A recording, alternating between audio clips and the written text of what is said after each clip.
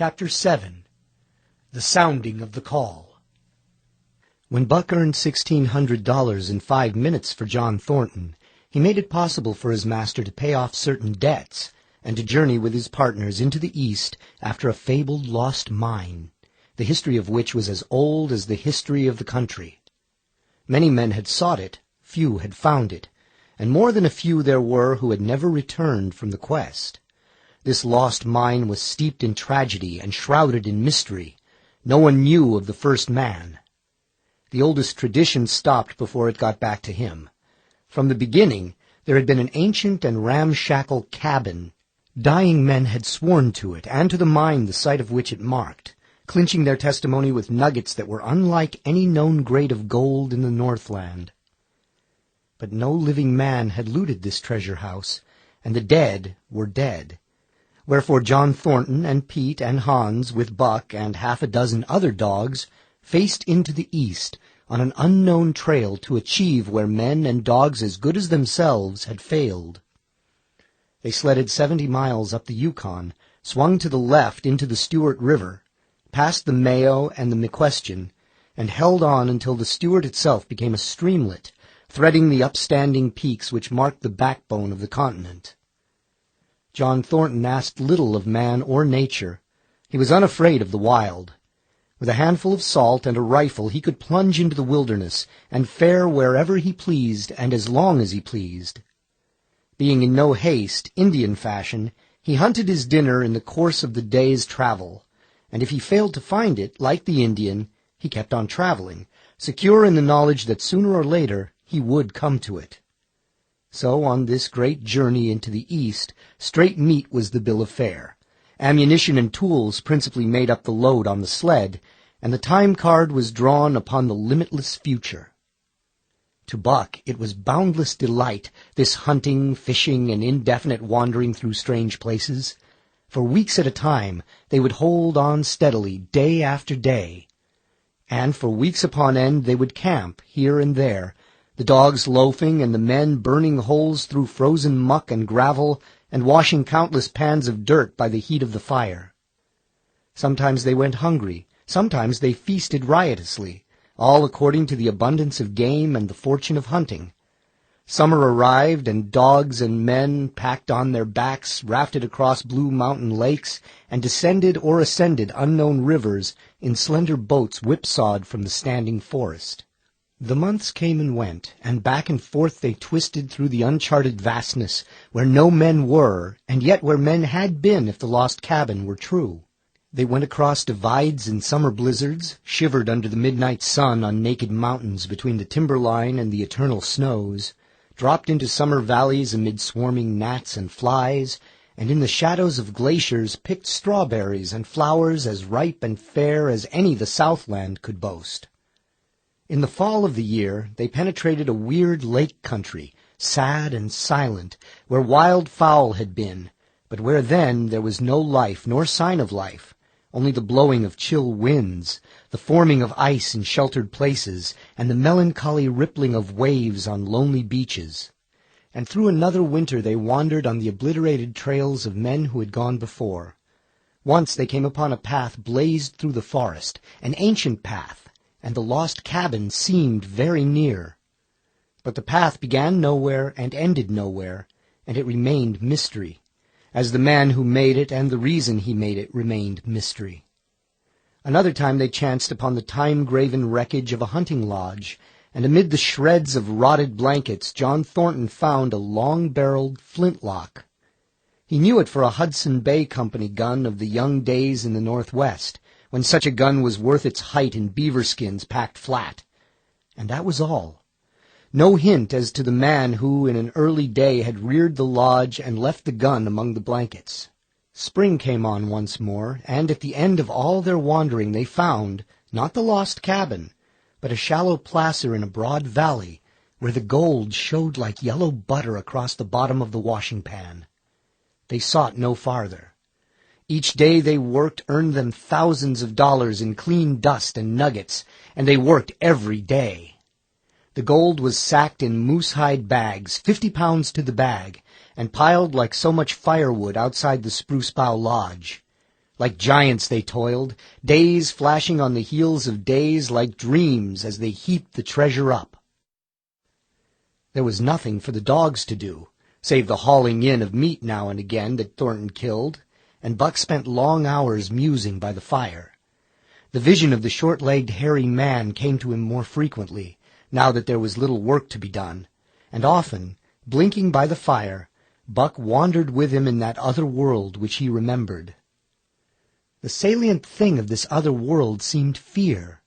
When he watched the hairy man sleeping by the fire, head between his knees and hands clasped above, Buck saw that he slept restlessly, with many starts and awakenings, at which times he would peer fearfully into the darkness and fling more wood upon the fire.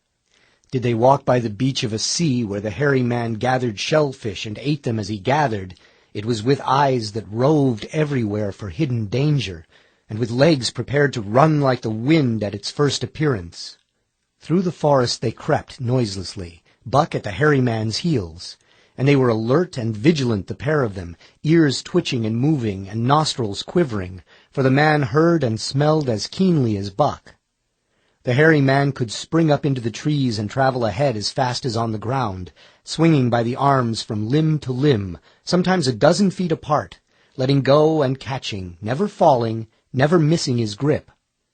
In fact, he seemed as much at home among the trees as on the ground, and Buck had memories of nights of vigil spent beneath trees wherein the hairy man roosted, holding on tightly as he slept. And closely akin to the visions of the hairy man was the call still sounding in the depths of the forest. It filled him with a great unrest and strange desires. It caused him to feel a vague, sweet gladness, and he was aware of wild yearnings and stirrings, for he knew not what. Sometimes he pursued the call into the forest, looking for it as though it were a tangible thing, barking softly or defiantly as the mood might dictate. He would thrust his nose into the cool wood moss or into the black soil where long grasses grew, and snort with joy at the fat earth smells. Or he would crouch for hours, as if in concealment, behind fungus-covered trunks of fallen trees, wide-eyed and wide-eared to all that moved and sounded about him. It might be, lying thus, that he hoped to surprise this call he could not understand. But he did not know why he did these various things. He was impelled to do them, and did not reason about them at all. Irresistible impulses seized him. He would be lying in camp, dozing lazily in the heat of the day, when suddenly his head would lift and his ears cock up, intent and listening, and he would spring to his feet and dash away, and on for hours through the forest aisles and across the open spaces where the niggerheads bunched.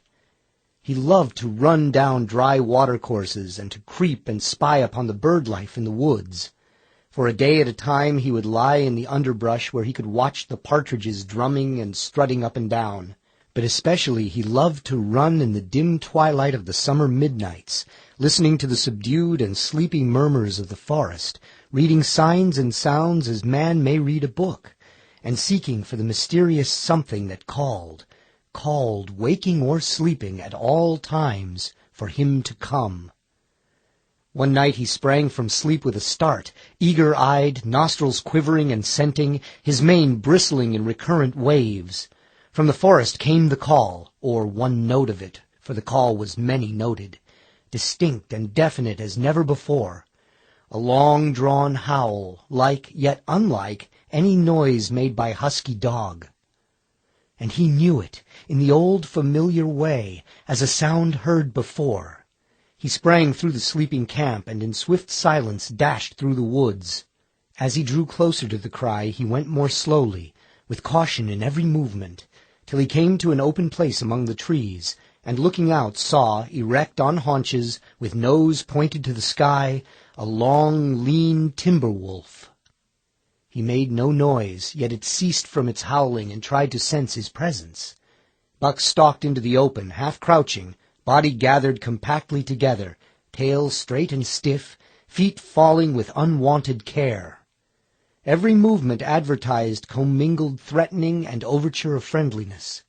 It was the menacing truce that marks the meeting of wild beasts that prey. But the wolf fled at sight of him.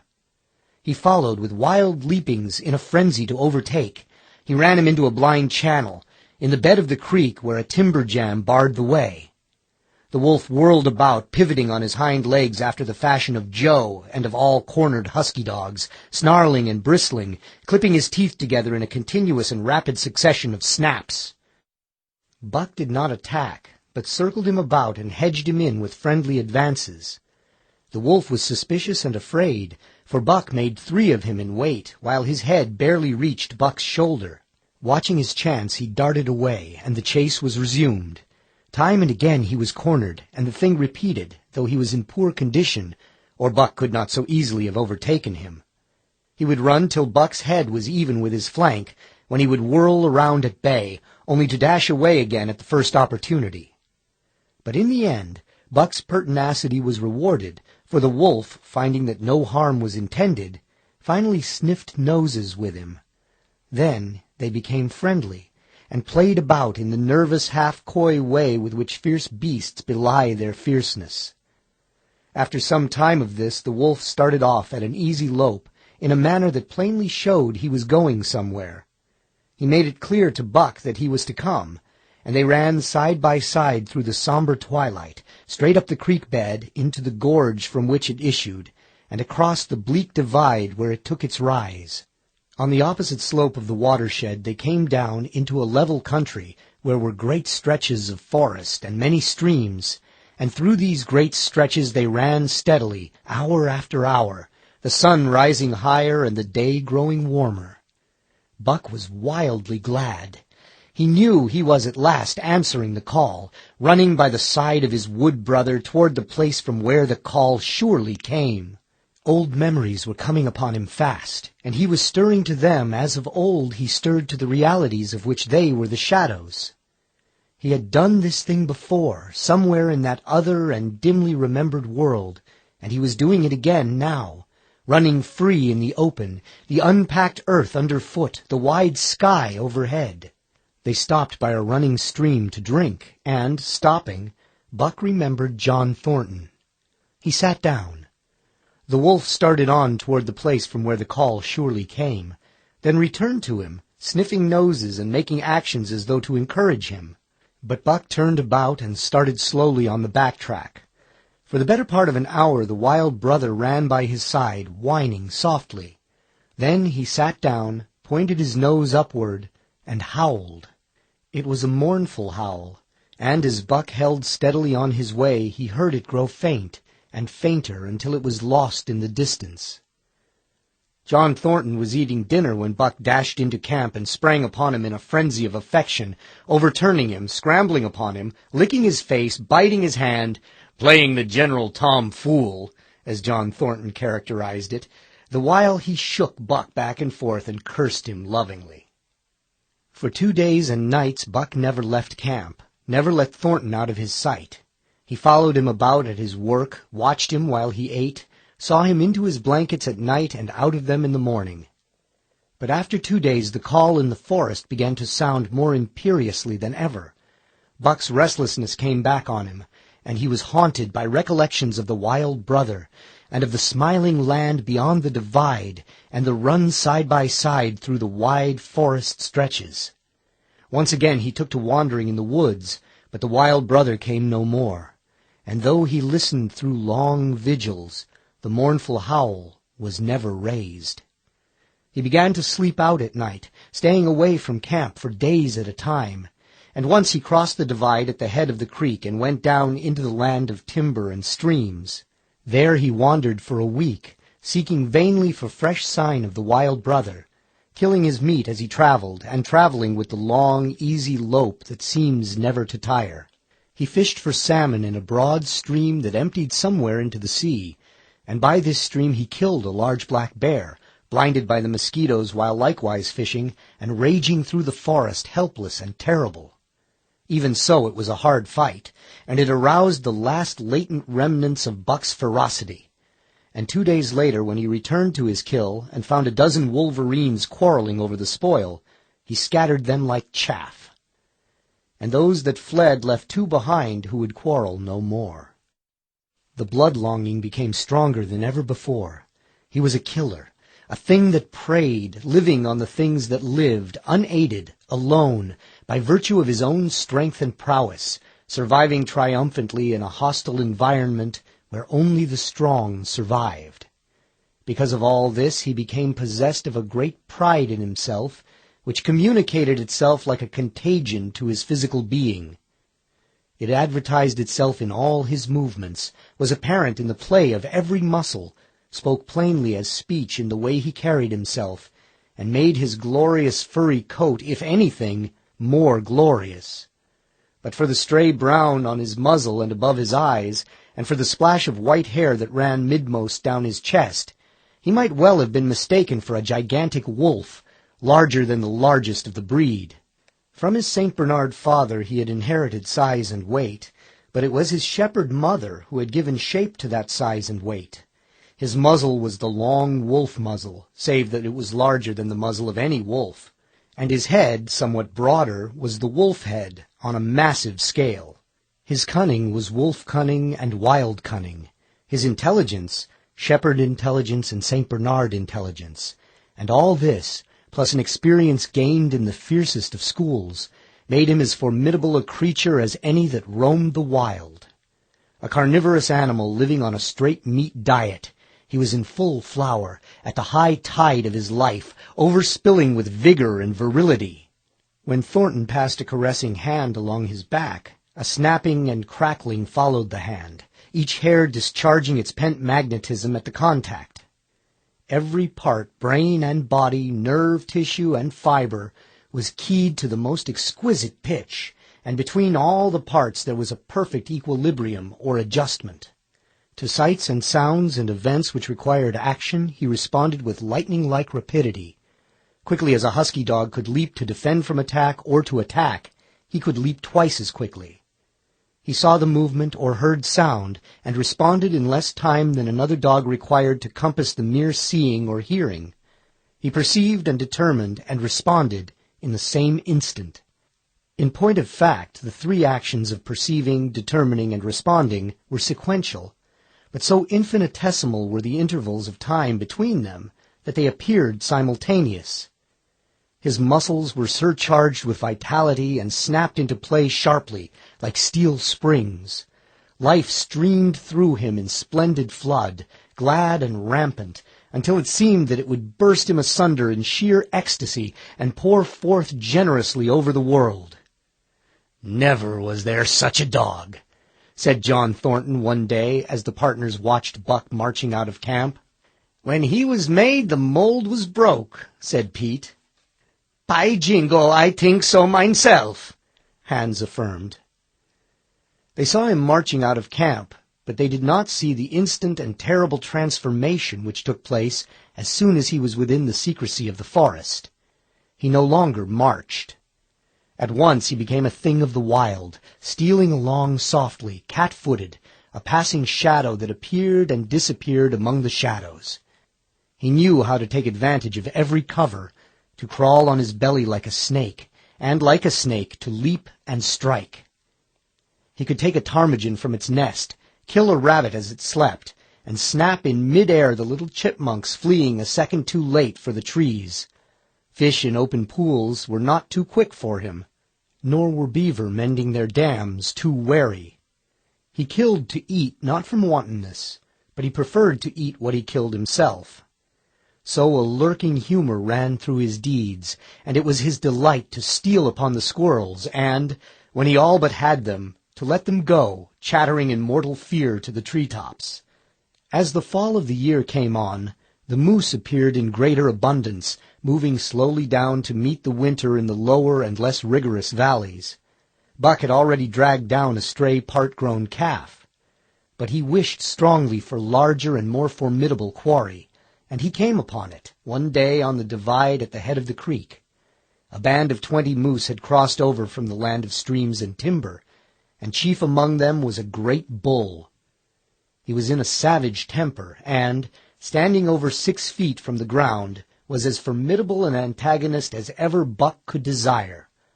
Back and forth the bull tossed his great palmated antlers, branching to 14 points and embracing 7 feet within the tips. His small eyes burned with a vicious and bitter light, while he roared with fury at sight of Buck. From the bull's side, just forward of the flank, protruded a feathered arrow end, which accounted for his savageness. Guided by that instinct which came from the old hunting days of the primordial world, Buck proceeded to cut the bull out from the herd. It was no slight task. He would bark and dance about in front of the bull, just out of reach of the great antlers, and of the terrible splay hooves which could have stamped his life out with a single blow. Unable to turn his back on the fanged danger and go on, the bull would be driven into paroxysms of rage. At such moments he charged Buck, who retreated craftily, luring him on by a simulated inability to escape. But when he was thus separated from his fellows, 2 or 3 of the younger bulls would charge back upon Buck and enable the wounded bull to rejoin the herd. There is a patience of the wild, dogged, tireless, persistent as life itself, that holds motionless for endless hours the spider in its web, the snake in its coils, the panther in its ambuscade. This patience belongs peculiarly to life when it hunts its living food, and it belonged to Buck as he clung to the flank of the herd, retarding its march, irritating the young bulls, worrying the cows with their half-grown calves, and driving the wounded bull mad with helpless rage. For half a day this continued. Buck multiplied himself, attacking from all sides, enveloping the herd in a whirlwind of menace, cutting out his victim as fast as it could rejoin its mates, wearing out the patience of creatures preyed upon, which is a lesser patience than that of creatures preying. As the day wore along and the sun dropped to its bed in the northwest, the darkness had come back and the fall nights were 6 hours long, the young bulls retraced their steps more and more reluctantly to the aid of their beset leader.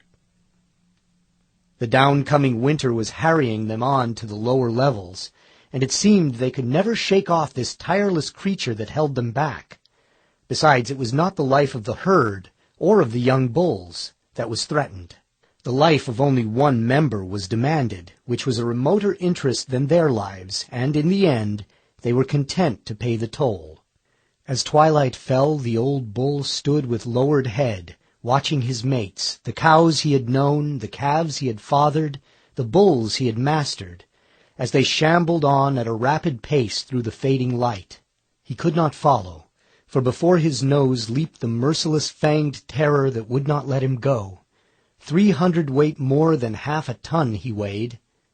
He had lived a long, strong life, full of fight and struggle, and at the end he faced death at the teeth of a creature whose head did not reach beyond his great knuckled knees.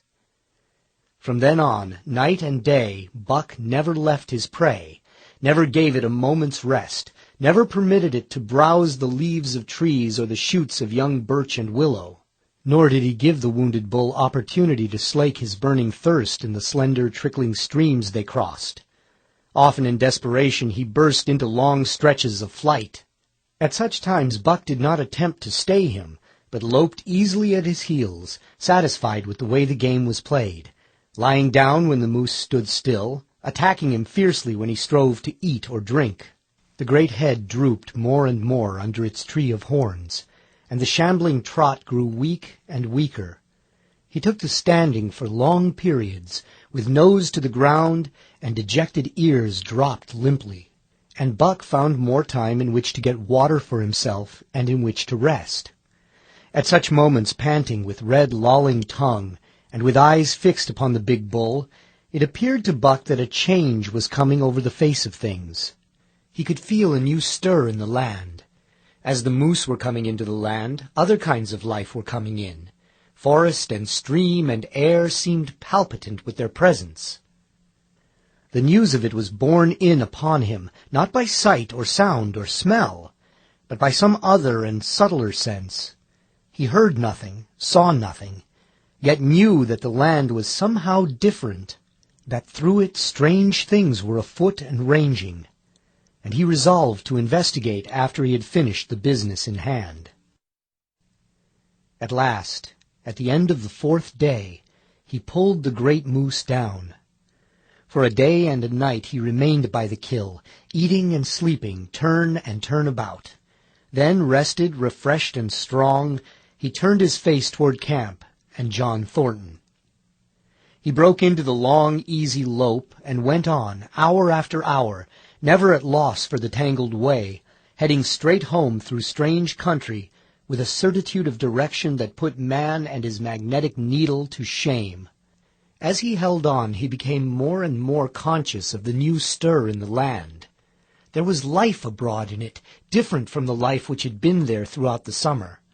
No longer was this fact borne in upon him in some subtle, mysterious way. The birds talked of it, the squirrels chattered about it, the very breeze whispered of it. Several times he stopped and drew in the fresh morning air in great sniffs, reading a message which made him leap on with greater speed. He was oppressed with a sense of calamity happening, if it were not calamity already happened, and as he crossed the last watershed and dropped down into the valley toward camp, he proceeded with greater caution. 3 miles away he came upon a fresh trail that sent his neck hair rippling and bristling. It led straight toward camp and John Thornton. Buck hurried on swiftly and stealthily, every nerve straining and tense, alert to the multitudinous details which told a story, all but the end. His nose gave him a varying description of the passage of the life on the heels of which he was traveling. He remarked the pregnant silence of the forest. The bird life had flitted. The squirrels were in hiding. One only he saw, a sleek gray fellow flattened against a gray dead limb, so that he seemed a part of it, a woody excrescence upon the wood itself. As Buck slid along with the obscureness of a gliding shadow, his nose was jerked suddenly to the side as though a positive force had gripped and pulled it. He followed the new scent into a thicket and found Nig.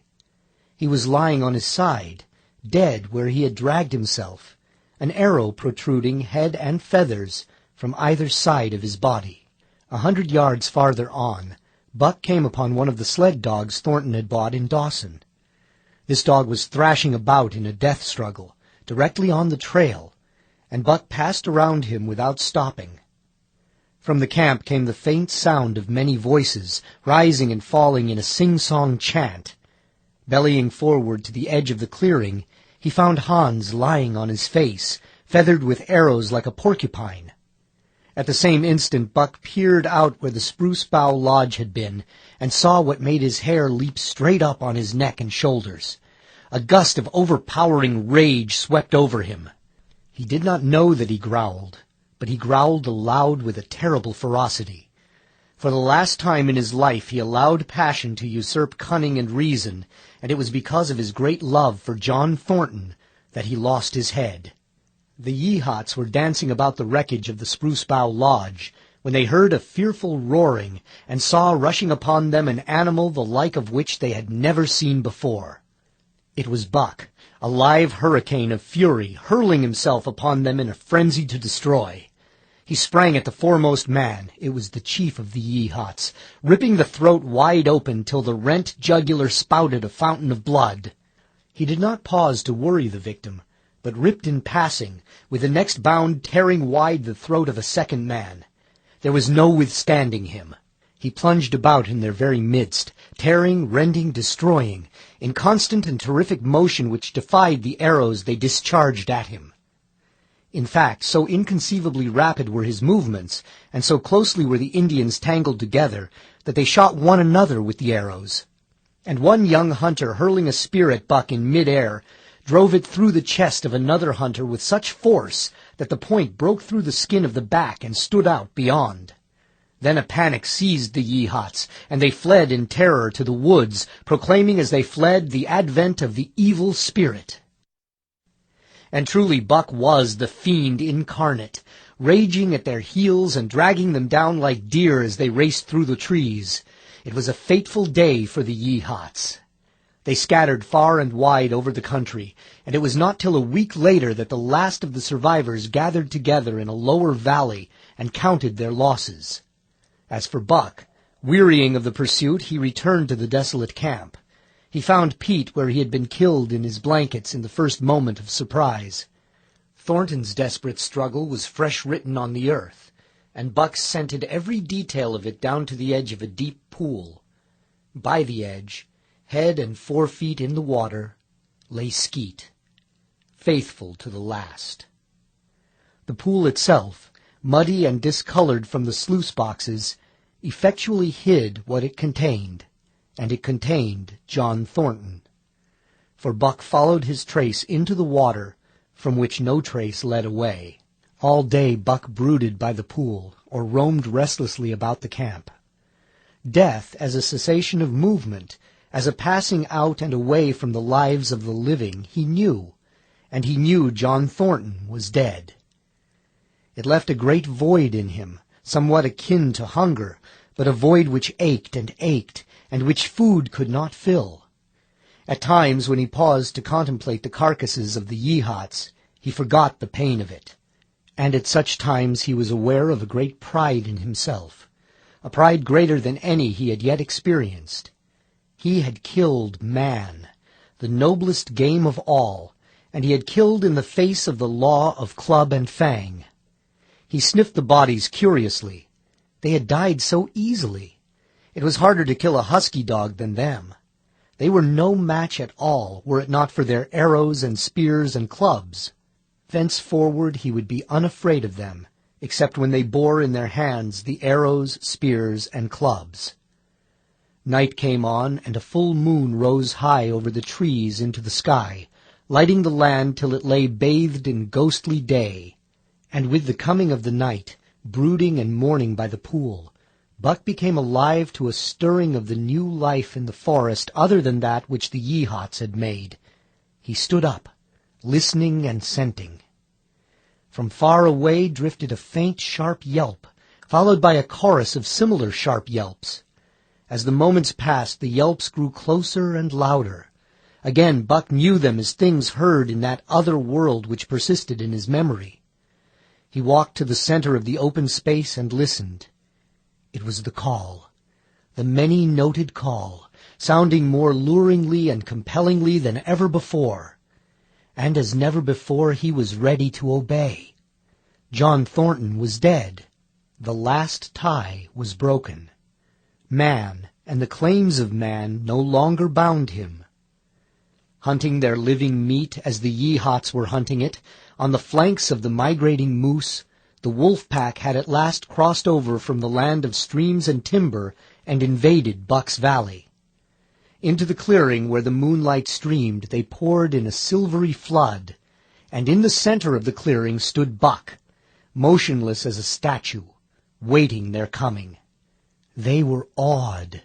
So still and large he stood, and a moment's pause fell, till the boldest one leaped straight for him. Like a flash Buck struck, breaking the neck. Then he stood without movement as before, the stricken wolf rolling in agony behind him. 3 others tried it in sharp succession, and one after the other they drew back, streaming blood from slashed throats or shoulders. This was sufficient to fling the whole pack forward, pell-mell, crowded together, blocked and confused by its eagerness to pull down the prey. Buck's marvelous quickness and agility stood him in good stead. Pivoting on his hind legs and snapping and gashing, he was everywhere at once, presenting a front which was apparently unbroken, so swiftly did he whirl and guard from side to side. But to prevent them from getting behind him, he was forced back, down past the pool and into the creek bed, till he brought up against a high gravel bank. He worked along to a right angle in the bank which the men had made in the course of mining, and in this angle he came to bay, protected on 3 sides and with nothing to do but face the front. And so well did he face it, that at the end of half an hour the wolves drew back discomfited. The tongues of all were out and lolling, the white fangs showing cruelly white in the moonlight. Some were lying down with heads raised and ears pricked forward. Others stood on their feet, watching him, and still others were lapping water from the pool. One wolf, long and lean and gray, advanced cautiously, in a friendly manner, and Buck recognized the wild brother with whom he had run for a night and a day. He was whining softly, and, as Buck whined, they touched noses. Then an old wolf, gaunt and battle-scarred, came forward. Buck writhed his lips into the preliminary of a snarl, but sniffed noses with him, whereupon the old wolf sat down, pointed nose at the moon, and broke out the long wolf howl.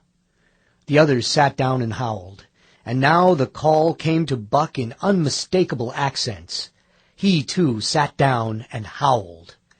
This over, he came out of his angle, and the pack crowded around him, sniffing in half-friendly, half-savage manner. The leaders lifted the yelp of the pack and sprang away into the woods. The wolves swung in behind, yelping in chorus, and Buck ran with them, side by side with the wild brother, yelping as he ran. And here may well end the story of Buck. The years were not many when the Yeehats noticed a change in the breed of timber wolves, for some were seen with splashes of brown on head and muzzle, and with a rift of white centering down the chest. But more remarkable than this, the Yeehats tell of a ghost dog that runs at the head of the pack. They are afraid of this ghost dog, for it has cunning greater than they, stealing from their camps in fierce winters, robbing their traps, slaying their dogs, and defying their bravest hunters.